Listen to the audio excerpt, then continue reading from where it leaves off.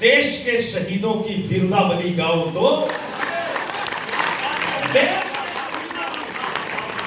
के शहीदों की वीरतावली गाओ तो पंक्तियों में श्वेत हरा केसरिया मिला के रंग, गीतों में अपने तुम तिरंगा लहराओ तो गीतों में अपने तुम तिरंगा लहराओ। निवेदित करता हूँ, पंक्तियां पढ़ता हूँ, सुनिएगा। हल्दी घाटी का तो दृश्य आपके समक्ष रखना चाहता हूँ। सिसोदिया वंश के, हिंदुआ वंश के उस सूरज को प्रणाम करने चलता हूँ। कविता की भूमिका में 2 छंद पढ़ता हूँ, सुनिएगा।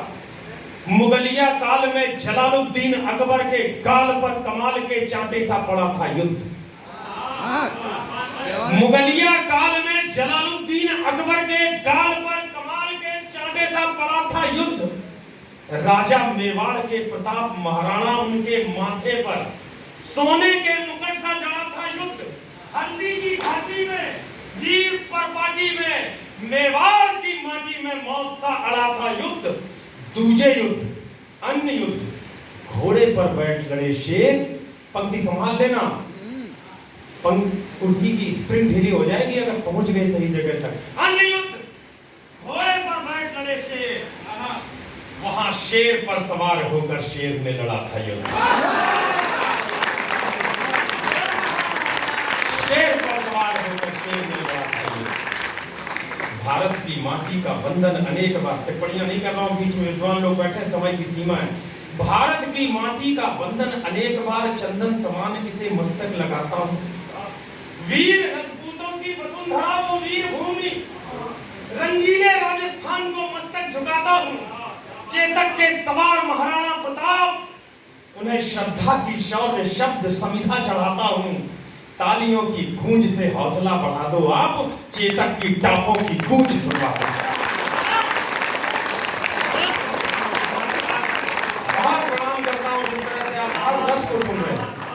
अब भाई मैं कोशिश करूंगा कि एक क्षण के लिए वो चेतक, वो हमारा गौरव इस ऑडिटोरियम में, उर्दू अकादमी में आकर के अपनी टापे दिखाए।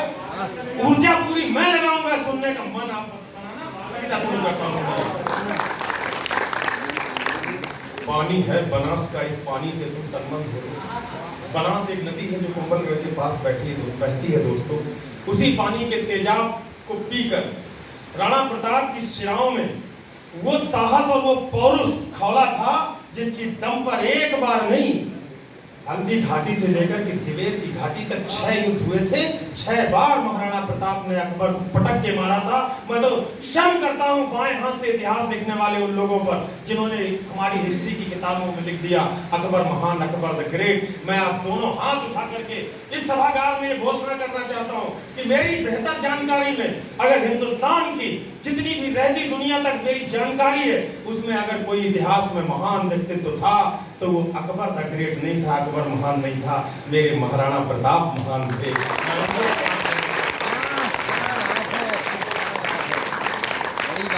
पानी है बनास का, इस पानी से तुम तन्मय हो लो।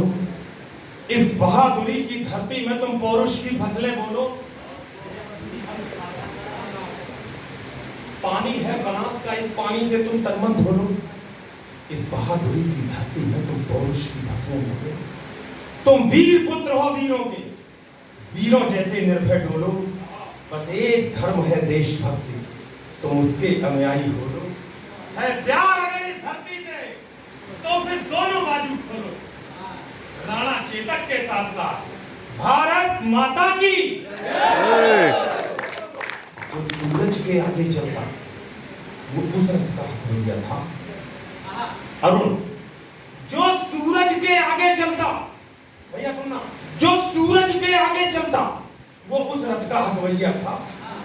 जो नाव डूबती जाती थी वो उसका प्रबल खिलौना था। उस नर नाहर ने मात्र गुण का पूरा कर्ज उतारा था। राणा प्रताप मेवाड़ गगन पर चमका एक सितारा था। ये उदय सिंह राणा का सुर बचपन से ही अभिमानी था। आकाशी विद्युत था चंचल, यह चक्रवात तूफानी था। जो जन्म लिया अंजनी कोख से वीर व्रती हनुमंता ने, वैसे ही सिंह जना था ये श्री बाई जी जयवंता ने।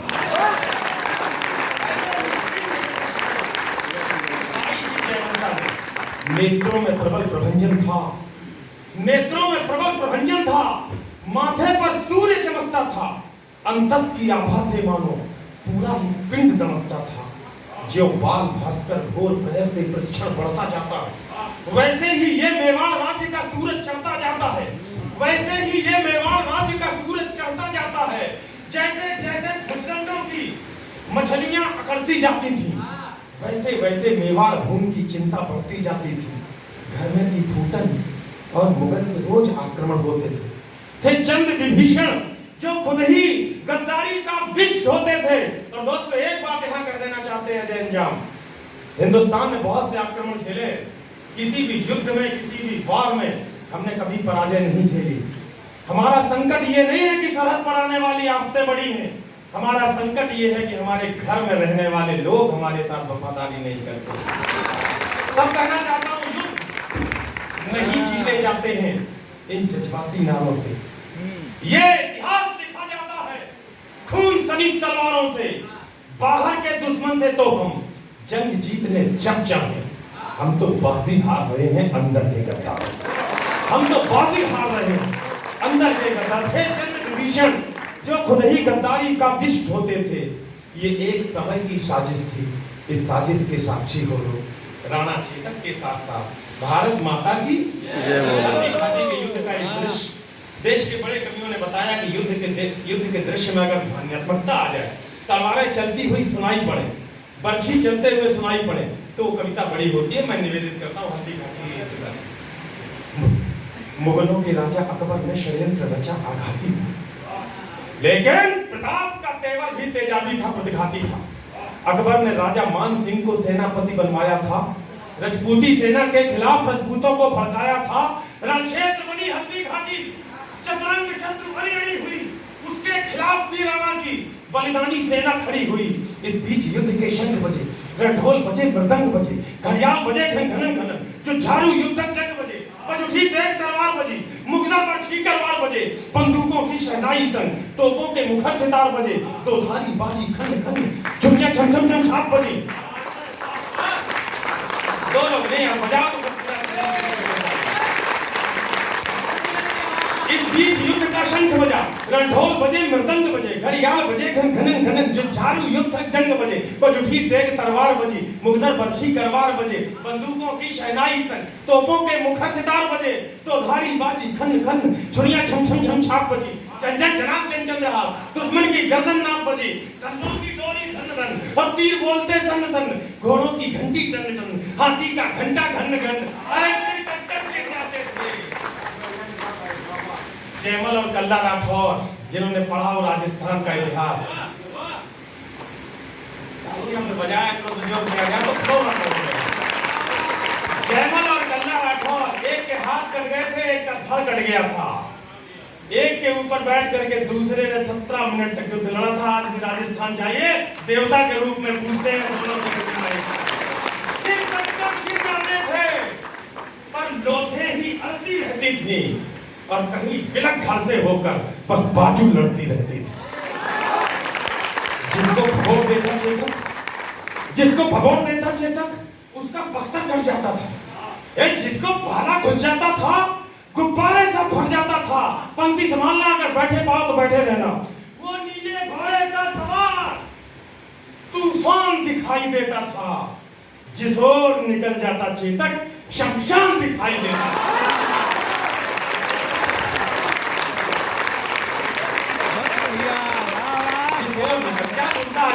प्रणाम करता हूँ ऐसे श्रोता काल को मैं हर मंच पर दो। वो नीले घोड़े, मैं कोशिश कर रहा हूँ जो मैंने वादा किया था, मैं चेतक को ला रहा हूँ घर से आपके इस ऑडिटोरियम में, साथ दे देना उसकी ताल के साथ, उसकी चाप के साथ ताल मिला देना।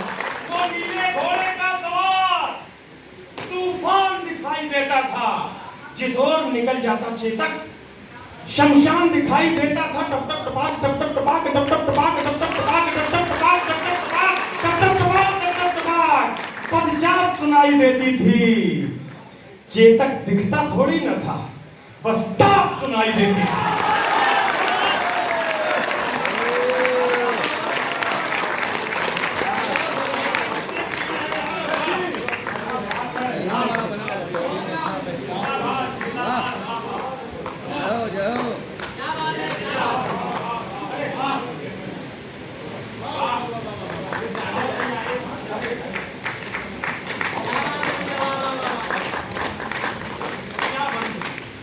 एक बार फिर से पढ़ो मेरा मन तेजी से। धनुषों की डोरी घन घन और तीर उड़ते संग संग घोड़ों की घंटी टन टन, हाथी का घंटा घन घन, सिर कट कर गिर जाते थे पर लोग नहीं अड़ती रहती थी, और कहीं बिलख घरते होकर बर्बादी उलटती रहती। जिसको भगोड़ देता चेतक उसका बख्तर कट जाता था, जिसको भाला घुस जाता था गुब्बारे सब फट जाता था। वो नीले घोड़े का सवार तूफान दिखाई देता था, जिस ओर निकल जाता चेतक शमशान दिखाई देता था। टप टप टपाक टप टप टपाक टप टप टपाक टप टप टपाक टप टप टपाक पंजाब सुनाई देती थी। चेतक दिखता थोड़ी न था, बस ताप सुनाई देता। उस नीले घोड़े का कौतुक, उस नीले घोड़े का कौतुक देखो, अपनी आंखें खोलो। राणा चेतक के साथ साथ भारत माता की जय बोलो। भैरव बन गया त्रिशूल और दोधारी चंडा बन बैठे। फिर रक्त बीज बन गए मुगल, पर्ची चामुंडा बन बैठे। बैरी को तक्षक थे प्रताप, फुंकार बन गया था चेतक। थी सूखी घास मुगल सेना, अंगार बन गया था चेतक। पंक्ति अब संभालना, और अगर लगे कि बहादुर बेटों ने कही है तो बहादुर बेटों का आशीर्वाद भी चाहता हूं।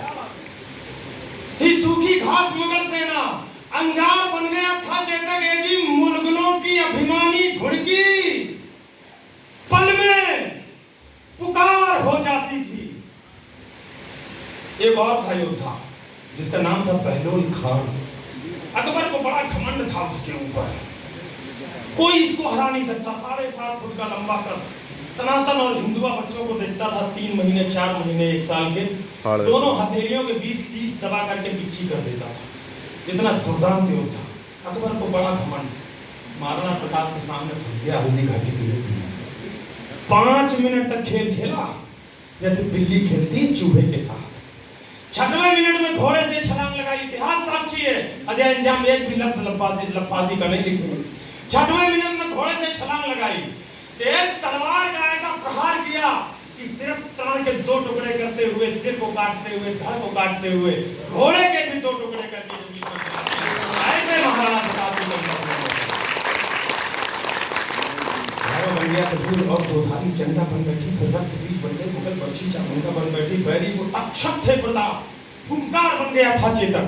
थी सूखी घास मुगल सेना, अंगार बन गया था चेतक। मुगलों की अभिमानी घुड़की, पंक्ति संभालना, मुखातिब होकर सुनना। मुगलों की अभिमानी घुड़की पल में पुकार हो जाती थी। जब तक वो अल्लाह कहते थे तलवार पार हो जाती थी। जय श्री राम।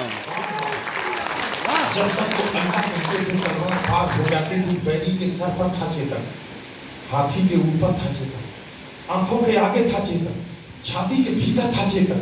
छल में चेतक, पल में चेतक, थल में चेतक, जल में चेतक। लोहू की नदियां बहती थी, नदियां की गलगल में चेतक। पानी पर चेतक दौड़ रहा, चेतक चलता अंगारों में। पानी पर चेतक डोल रहा, चेतक घुस गया विचारों में। राणा पर होता वार अगर तो तुरंत झुकाई देता था। एक पंक्ति मेरे साथ दोहराओगे बिना मेरे बोले, समझ आ जाए तो बोल देना, अन्यथा मत बोलना। राणा पर होता वार अगर तो तुरंत झुकाई देता था। यदि यहां डूब जाता चेतक वहां दिखाई देता था। राणा पर होता वार अगर तो तुरंत झुकाई देता था। यदि यहां डूब जाता चेतक तो वहां दिखाई देता था। मेवाड़ विजय के रास्ते में खुद का तन रोड़ा बना दिया। मेवाड़ विजय के रास्ते में खुद का तन रोड़ा बना दिया। चेतक योद्धा बन गया और मुगलों को घोड़ा बना दिया।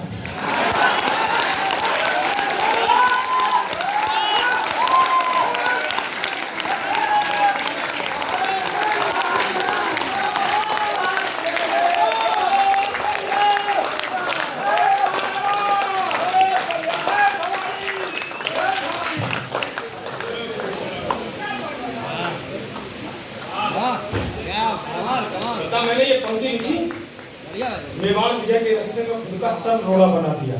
3 घंटे लगे मुझे तुकांत ढूंढने, नहीं मिला। घोड़ा का तुकांत कहाँ, रोड़ा का तुकांत कहाँ से लाऊं? माँ से निवेदन किया, माँ तुकांत नहीं मिल रहा है। माँ बोली बेटा पगले, जिसकी जिसकी कविता लिख रहा है वही दुकान है, तू लिख तो सही। मेवाड़ विजय के रास्ते में खुद का तन रोड़ा बना दिया, चेतक योद्धा बन गया और मुगलों को घोड़ा बनाया। चेतक कहता रणचंडी से आओ अपना खप्पा धो लो। राणा चेतक के साथ साथ भारत माता की जय बोलो। तेजी के साथ ये कविता समाप्त करने की कोशिश करता हूँ। देश के बहुत बड़े कवि आदरणीय गजेंद्र प्रियांशु जी, जिनके गीत, जिनकी पंक्तियां लोगों की जुबान पर है, उन्हें मुझे भी सुनना है। मैं बहुत तेजी से चलता हूँ। थी बाग मुक्ति नीली आंधी मर्जी से पांव उठाता था, राणा के एक इशारे पर चेतक फौरन मुड़ जाता था। बहरी सेना के सागर में चेतक तैराकी करता था, जाते जाते मुड़ जाता था, बेहद चालाकी करता था। जिसकी छाती पर चेतक की तगड़ी टापे पड़ जाती थी, उसके सीने में भाले सी दोनों टांगे गड़ जाती थी। तभी अचानक मानसिंह हाथी अखबार नजर आया। राणा के संग चेतक की थी, आंखों में खून उतर आया। राणा कोई कौतुक कर दी, इससे पहले वह भूल गया। अगली घावों का प्रभाव हाथी का मस्तक चूम गया। आघात अश्व का भारी था, सहकर हाथी ने खड़ा उठा। इतने में राणा का भाला विद्युत जैसा गड़गड़ा उठा। गद्दार ठहर जा, पूर्ण हुए सब पाप तुम्हारे लगते हैं। तू भूल गया रणकौशल में हम पाप तुम्हारे।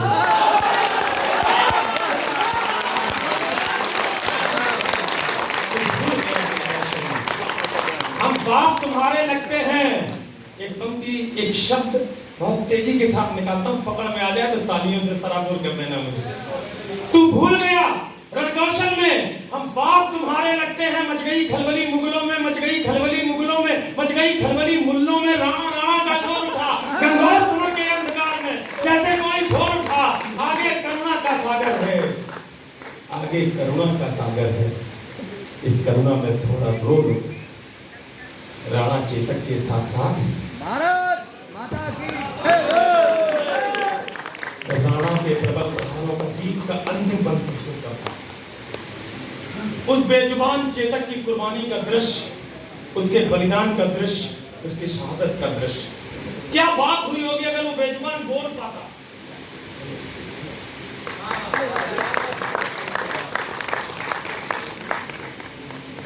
अगर वो बोल पाता तो राणा से क्या कहता, ये पंक्तियों में निवेदित करता हूं, सुनिएगा। राणा के प्रबल प्रहारों का न तोड़ दिखाई देता, न हल्दी घाटी में चेतक का जोड़ दिखाई देता था। संख्या बल में अकबर का दल राणा के दल से भारी था। हजारों घाव लगे थे, पर राणा का हमला जारी था। गिर गया शगालों में नाहर, राणा को संकट बूझ गया। पर एक लिंग का हटी कूद दुधारी लेकर जूझ गया। इतने में झाला आ पहुंचे। झाला पन्ना नाम सुना होगा आपने, झाला मान। इतने में झाला आ पहुंचे, बोले राणा प्रस्थान करो, तुमसे कल को आशाएं हैं, कुछ उसका भी तो ध्यान करो। राणा बोले रण में झाला मैं इंच इंच कर सकता हूं। राणा बोले रण में झाला मैं इंच इंच कर सकता हूं, पर पैज भवानी तुल जाती मैं कभी नहीं आ सकता। पर पैज भवानी तुल जाती मैं कभी नहीं आ सकता हूं। तब एक लिंग का नाम लिया, बेघोर शपथ झाला बोले। दुश्मन का बार लिया खुद पर, होकर लखपत झाला बोले, इनको मैं धूल चटा दूंगा। देखो तुम कल के मंगल को। झाला ने कसम दिलाई को, राणा चल निकले जंगल। बढ़ते बढ़ते राणा मग्न 21 गज का नाला आया। चेतक का तन था लस्त पस्त, लेकिन जैसे ज्वाला आया अपनी पूरी ताकत समेत चेतक फल्लांग लगा बैठा। राणा की रक्षा करने को अंतिम छल्ला।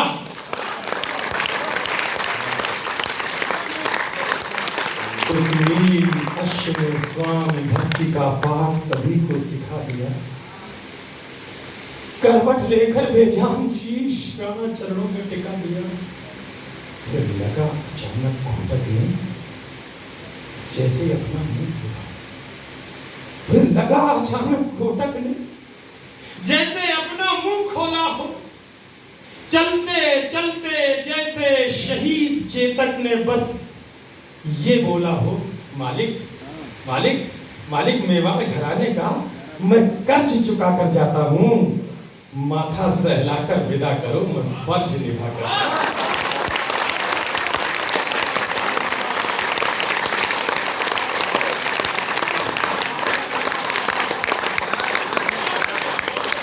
माथा सहलाकर विदा करो, मैं फर्ज निभा कर जाता हूँ, चेतक मेरे बेटे भैया। माथा सहलाकर विदा करो, मैं फर्ज निभाकर जाता हूं, बस एक प्रार्थना है स्वामी, मेवाड़ की माटी में जन्मे पले बड़े उस चेतक ने अगर सही चीज मांग ली हो अपनी स्वामी भक्ति की, अपनी शहादत की, तो जरा उस चेतक के लिए आकाश भर तालियां देना। मालिक मेवाड़ घराने का मैं कर्ज चुका कर जाता हूं, माथा सहलाकर विदा करो, मैं फर्ज निभाकर जाता हूं, बस एक प्रार्थना है स्वामी, बस एक याचना है स्वामी, शत्रु का सिद्ध षड्यंत्र न हो, जब तक चेतक की याद रही, मेवाड़ मेरा परतंत्र न हो।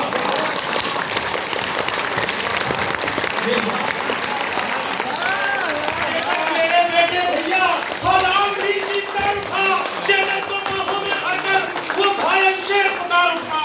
चेतक तेरी बलिदान कथा हिंदुस्तान भी गाएगा, गाएंगे श्याम नारायण भी, हर नौजवान भी गाएगा। चेतक तेरी सौगंध, मुझे अंतिम दो पंक्तियां विदा इसी तरह से दे देना। चेतक तेरी सौगंध मुझे, चेतक तेरी सौगंध मुझे, दुश्मन का नाम नहीं होगा, जब तक ये राणा जीता है मेवाड़ गुलाम नहीं।